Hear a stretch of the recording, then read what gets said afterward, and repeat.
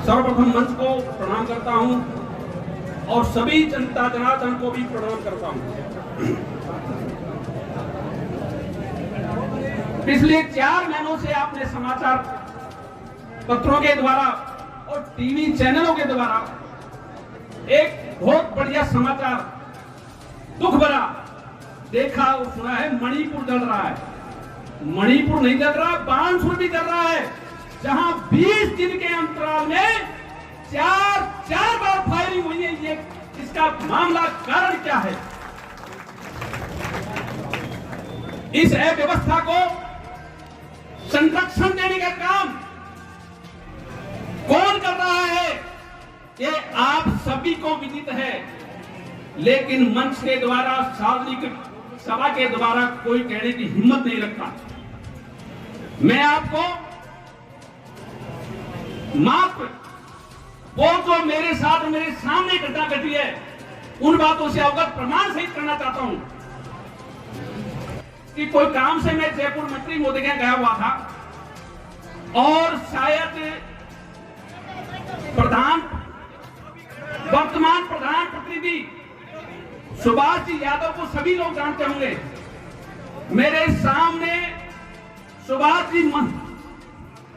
जी ने मंत्री महोदय से कहा, मैडम आपके सरपंच द्वारा मेरे पंचायत समिति के पीओ अमर सिंह के ऊपर रिवाल्वर तान दी गई। मंत्री महोदय का क्या जवाब था कि बिना सूचना के किसी पंचायत में निरीक्षण के लिए जाएंगे तो यही हाल होगा। मैं निरीक्षण करने जा रहा हूं। निरीक्षण कर, आप बैठिए। आपको विदित है कि मंत्री महोदय यह नहीं चाहती कि शांति व्यवस्था कायम रहे। उदाहरण के रूप में आपने देख लिया, एक ईमानदार और कर्मठ पुलिस उप अधीक्षक जहां अपने सीट पर विराजमान थे श्रीमान मृत्युंजय मिश्रा, और उनका किस तरह से तबादला किया गया यह आप सभी को विदित है। और तबादला होने के बाद में क्या हादसा इस क्षेत्र में हुआ कि गली गलियों में शराब के ठेके खुले और बच्चे से खुले और ये अशांति को बढ़ावा मिला। तीसरा एक कारण बताना चाहूंगा, सन 1993 से और 2013 तक जो शांति व्यवस्था इस बानसूर क्षेत्र में कायम थी, उसके बाद में वो शांति व्यवस्था लुप्त हो गई।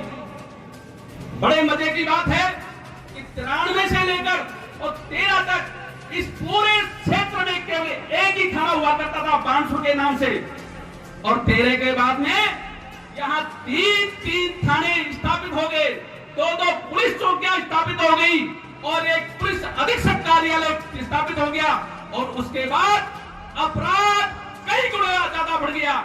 इसका मामला सीधे ये जाता है, कहीं न कहीं मंत्री महोदय का संरक्षण सीधे तौर पर नजर आता है।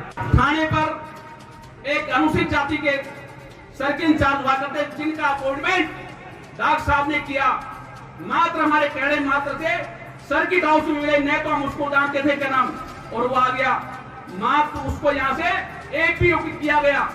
दूसरा नंबर पर डॉक्टर बाबूलाल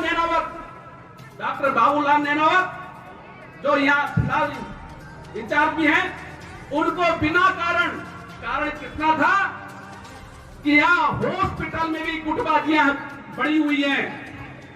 मैंने सुना, डॉक्टर साहब ने पता किया कि कोई इंचार्ज है भूरा सिंह जी, माननीय भूरा सिंह जी किसी कारण गृह कार्य वक्त वो चले जाते हैं अवकाश पर 7 दिन के लिए। उस 7 दिन के दौरान इंचार्ज बना दिया जाता है डॉक्टर बाबूलाल नैनावत को। डॉक्टर बाबूलाल नैनावत इंचार्ज बना दिया जाता है। डॉक्टर महिपाल चंद देवरा को काम हो जाता है, उन्होंने वो उनके द्वारा छुट्टी में चले जाते हैं। जब भूरा सिंह जी आते हैं वापिस, चंदेला कहां गया, जब उनको छुट्टी किसने दे दी, कहता मैंने दे दी। किससे पूछ कर दी, मैं इंचार्ज था यहाँ का। उसके बाद होता क्या है, भूरा सिंह ने मंत्री महोदय को शिकायत की और उसी वक्त डॉक्टर बाबूलाल को सीएम हेड ऑफिस में एपीओ कर दिया गया। भी रामपुर में 51 किलो की माला इसको तोलता था। उसकी धर्मपत्नी पंचायत समिति सदस्य का चुनाव लड़ रही थी और उसी के घर उसी के खिलाफ प्रचार कर रही है मंत्री महोदया पहुंच गई। आप बताइए मेघवाल समाज इसको किस प्रकार वोटिंग करेगा? ये क्यों लोग ये चर्चा करते हैं, पता नहीं इसका क्या है।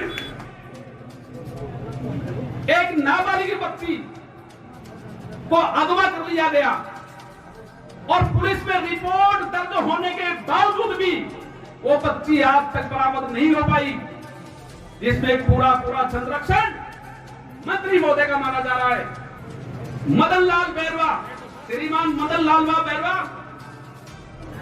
पंचायत समिति बानसूर के उनका ट्रांसफर करके और अपने ही समाज के गुलाब सिंह गुजर को यहां वीडियो बनाया और जिसका परिणाम क्या हुआ, जब भ्रष्टाचार का मामला हुआ तो इनको ट्रांसफर करना पड़ा और जब ट्रांसफर हुआ तो जब पद रिक्त हुआ तो सीनियरिटी के हिसाब से मेघवाल समाज के अय्यर साहब लाखीवाल जी का वीडियो बच पे नाम आ रहा था। इन्होंने सोचा कि मेरे समाज का व्यक्ति किस प्रकार इस पर आसीन हो। इन्होंने बिना कारण लाखीवाल जी का स्थानांतरण धौलपुर किया और कोटपुतली से प्रेम प्रकाश भावता को लाकर यहां वीडियो के पद पे आसीन करवाया। समाज प्लस में एससी, यार मेरी बढ़िया मजे की बात है, आपने एससी को खामा का किस तरह जोड़ दिया? भाई ये उससे जुड़े हुए हैं। मैं ये कहना चाहूंगा कि जो बंधु मंत्री महोदय के साथ अनुसूचित जाति मोहल्ले में कोई जाएगा, सोच समझ के जाना, नहीं अपनी बात क्या हो सकता है ये नहीं बता सकता। जब पार्टियों ने नकारा राज साहब को, आपने ताले चाबी पर इनको वहां भेजने का काम किया। मैं आपसे गुजारिश करता हूं, एक बार वही माहौल टिकट कोई दे या ना दे, लेकिन 500 की जनता के द्वारा टिकट का हम देखना चाहते हैं।